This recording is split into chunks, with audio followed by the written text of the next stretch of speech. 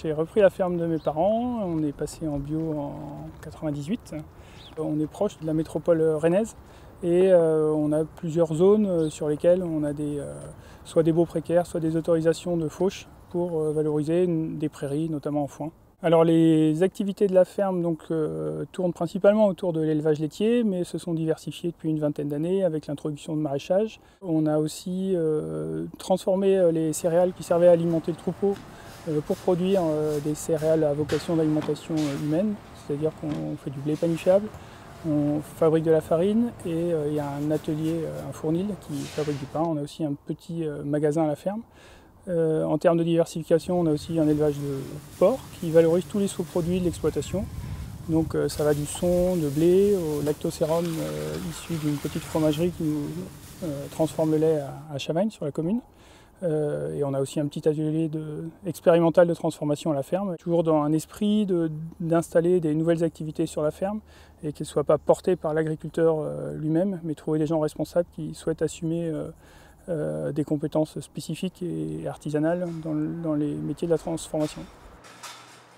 On élève quelques animaux, mais de façon très ponctuelle en veau sous la mer ou en veau de lait, pour lequel on n'a pas des grands circuits de commercialisation pour les valoriser en bio. Et c'est vrai que les veaux laitiers mâles notamment sont plutôt valorisés dans des systèmes conventionnels, traditionnels, l'élevage de veaux de boucherie. Actuellement on est en Procross, c'est un modèle de croisement avec 3 races de vaches. Donc la Montbéliarde, la Primolstein et puis la rouge norvégienne. L'idée quand on fait un croisement entre 2 races, c'est de récupérer l'effet hétérosis, les qualités des 2 races sur le premier croisement. Et puis la troisième race permet de maintenir cet effet hétérosis dans la rotation des races. Le parcellaire de l'exploitation est éclaté en 3-4 blocs assez distants, plus ou moins 5 km. L'idée c'est soit d'aller faire pâturer les animaux au loin. Donc les animaux qu'on peut faire pâturer, ce n'est pas les vaches laitières, parce que les vaches, il faut les traire matin et soir, mais plutôt les génisses et les vaches taries. Sinon, on a un système de séchage en grange, donc on ramène le foin et on finit de sécher sur la ferme. Et ça permet de bien valoriser. Et puis l'autre façon de mieux valoriser l'herbe aussi, c'est de faire de l'affouragement en verre pour compléter la ration de pâturage qu'ils ont sur la ferme. Aujourd'hui, sur l'exploitation, on a plus de 95% d'autonomie alimentaire. En fourrage, on est à 100% autonome et les alimentations complémentaires, ce sont les betteraves. Et on achète quelques tourteaux localement des agriculteurs qui transforment leurs graines en huile. Et donc les issues, les tourteaux sont une bonne complémentation pour les vaches. Donc la période de pâture débute suivant vraiment les conditions météorologiques, parce qu'on a toute une partie de zone inondable, donc l'hiver on peut être embêté. Mais on démarre entre le 15 janvier et le 15 mars la pâture et on finit généralement entre la fin octobre et la fin décembre. Donc on peut pratiquement pâturer jusqu'à 11 mois par an les bonnes années. On a à peu près 75 vaches laitières en permanence à la traite et on a des paddocks qui font à peu près 80 arts à 1 hectare.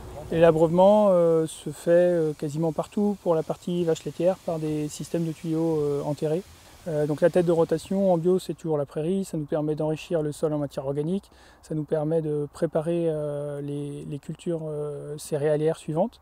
Et généralement, après les prairies, on part sur une culture de betteraves, puis de céréales, des blés panifiables. Et en deuxième culture, on peut avoir du seigle, du petit épeautre ou du grand épeautre en deuxième culture céréalière. Et ensuite, on repart en culture de prairies.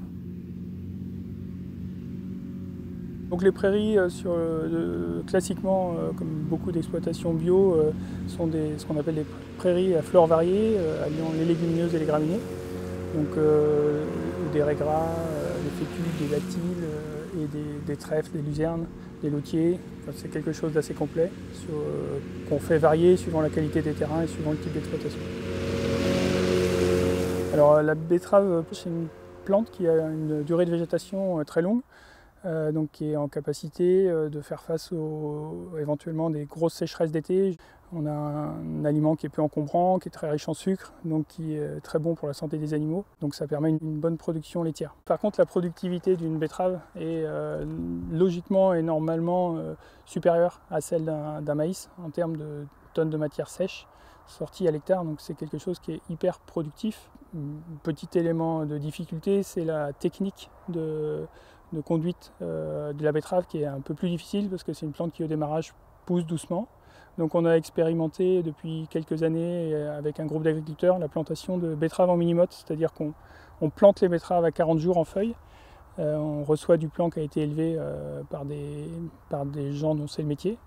Ça nous permet d'avoir 40 jours d'avance sur les mauvaises herbes. Les évolutions du climat nous font vraiment poser la question de la sécurité alimentaire de nos troupeaux. Et assez clairement, l'idée de diminuer le volume de production pour se donner plus de sécurité au niveau fourrager, au niveau stock fourrager, c'est une solution qu'on envisage très fortement. Évidemment, il faut la moduler avec nos capacités dans le modèle économique dans lequel on est, à finir de payer nos amortissements, mais en tout cas assez clairement, plus de diversification, plus de végétalisation et moins d'animaux dans le futur. Ce qui m'a le plus émerveillé dans le parcours de l'exploitation depuis 25 ans maintenant, c'est de découvrir comment la mutualisation entre personnes, en gardant le meilleur du potentiel de chacun, peut vraiment créer des modèles de transition qui sont assez puissants en termes alimentaires, en termes de production. Je suis assez enthousiaste sur les potentialités du modèle agricole et des nouvelles formes d'agriculture à accompagner les transitions pour un monde meilleur, tout simplement.